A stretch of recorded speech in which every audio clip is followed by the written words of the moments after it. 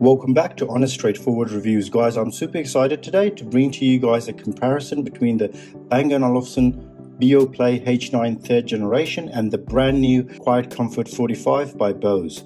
Now, before I continue, I'd like to let you guys know that this channel is completely funded by myself. So if you appreciate that and you want to help out, you can do that. Doesn't cost you anything by subscribing and liking the video. Before I continue, I'd like to let you guys know how I'd be carrying this video out. So first of all, I'll be looking at the unboxing and the boxes for these two devices.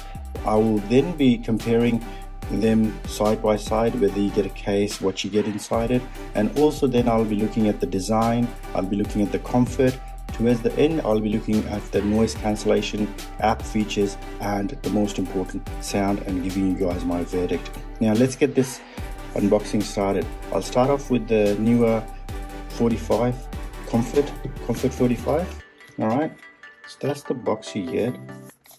And this thing, you have to throw it off, okay? So you can't keep this around. You can, I mean, it's not stuck on the box, so it's a bit hard. Let's look at this.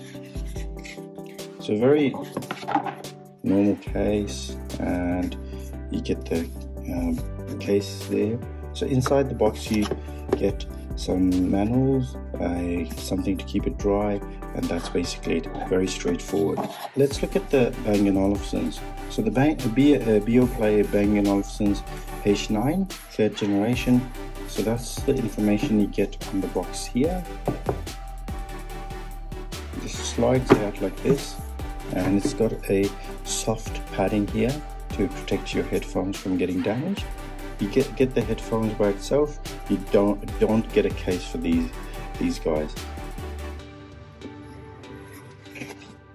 Inside the box, you get 3 compartments. The first compartment basically has the cabling, so you get 2 airplane adapters, okay, and you get some wiring as well, okay. So you get this gel in there as well, and you get the Bang & Olufsen Beoplay charger, USB-C charger. Now, good thing about both of these are they both have USB-C charging. The second box you get inside is just your manual paperwork, okay. And the last box you get is a basically soft cloth to put your headphones in. It's not a proper case, so that's basically it. Alright, now on the other hand, with the Bose you do get a case, and it's a nice leather feeling case with a nice zip as well. Upon opening it, you get a pouch as well. So in the pouch you get 2 things. You get the USB-C charging cable, and the 2.5 to 3.5 headphone jack, and the headphones themselves. Let's look at the headphones by each other. The Bang & Olufsen's design and the material that's been used is quite evident to the naked eye without even the need to touch it and feel it, okay. It's overwhelming compared next to the Bose, alright. However, you do have to appreciate that these were retailing at $849, whereas these are at $500. Now, I appreciate they fluctuate and you can get discounts on them, and in different countries they cost different, okay. However, that's the regular retail price, or MSRP in Australia, for these 2 headphones. Let's look at the Bose first. You got a better leather headband. It's a bit plusher than the last generation. Other than that, it's basically all the same design. They've got a on-off button Bluetooth pairing. They've got a pause play multi-function button here, volume rocker. They've got a USB-C charging port, the 2.5 headphone jack, and a customizable button which can let the Siri come on or toggle between noise cancellation and aware mode, which is their version of letting the ambient noise come in so you can be aware of what's going on. Now on this side I've got the Bang & Olufsen's, okay. As you can see, they're getting quite scratched, okay. So these have a touch sensitive dial over here which skips, and you can turn up the volume down and stuff like that, and you can also turn up the noise cancellation and aware mode on. You've got a on-off Bluetooth pairing button here, the USB-C charging here, a headphone jack, and the customizable button over here as well. Now, other than that, these are round in the ear cups, okay? They're very soft, real leather. They've got a leather band and they're cast leather. Having a talk about the design, obviously the Bang & Olufsen's any day wins the design factor. It's a really wow of a headphones, how it shines and reflects all the light. That's just gorgeous, okay?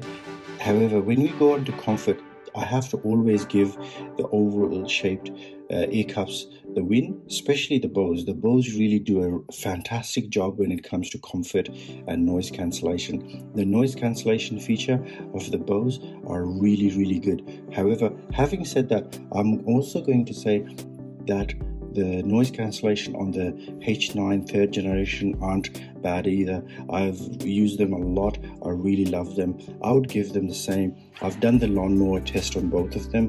They've passed it. I've also done numerous other tests. They've come out basically the same for me. And the next thing I'd like to talk about is the app. Let's do an app comparison. What do you get with the apps? Let's look at the Bang & Olufsen's first, okay?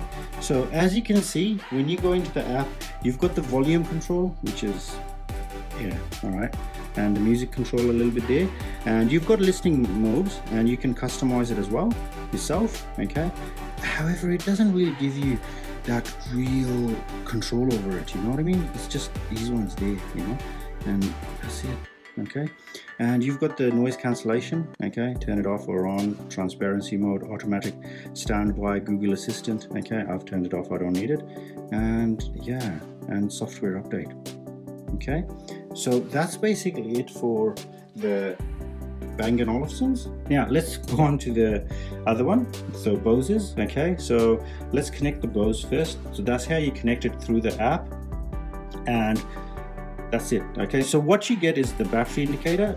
With the software update, it used to say 100% straight off, so it now shows the battery first, then it says 100% charge. Okay, then it's got this basically feature where you have high noise cancellation, low or off. Okay, it doesn't have transparency mode, doesn't have adaptive noise cancellation. It also, you can, with the software update, you can have two Bose devices connected to one phone and share audio, something that Apple introduced, and you can click the Bluetooth button to have all your Bluetooth lists there and all the devices that you've connected to, and connect to them seamlessly. Other than that, this is just basically nonsense. And going into settings, you've got connections, which is that Bluetooth thing I was talking about, music share, noise cancellation. What does the action button do? Okay, so you can have noise cancellation off and on with that button, the assistant button on, okay, or you can have Google Assistant or Amazon Alexa. I've got a timer as well. You can have a timer, so this turns the thing off, voice prompts, and that's basically it. Doesn't even have an equalizer. Okay, now let's look at the sound. So first of all, the sound signature for the Bang & Olufsen is a little bit bass heavy, which is really well, and it complements all the bass heavy songs such as rap, hip hop, and a lot of the dance music and things like that.